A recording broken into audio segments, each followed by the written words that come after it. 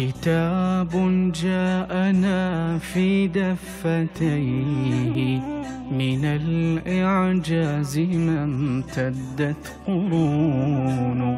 كتاب الله لا تحريف فيه فلا يطغى على العقل الجنون. لم يترك الله تبارك وتعالى لنا شيئا من أحكام الدين إلا ووضحه وفصله لنا، حتى أن الله سبحانه وتعالى قال في كتابه: وكل شيء فصلناه تفصيلا. فأين نجد يا عقلاء الشيعة في كتاب الله تبارك وتعالى تفصيل الإمامة التي هي أهم ركن من أركان الإسلام كما يزعم علماء الشيعة؟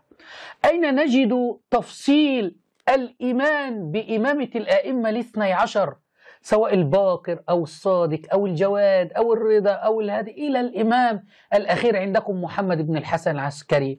وقد قال الله تبارك وتعالى في سورة الإسراء: وكل شيء فصلناه تفصيلا. الحكم لك أيها الشيعي العاقل.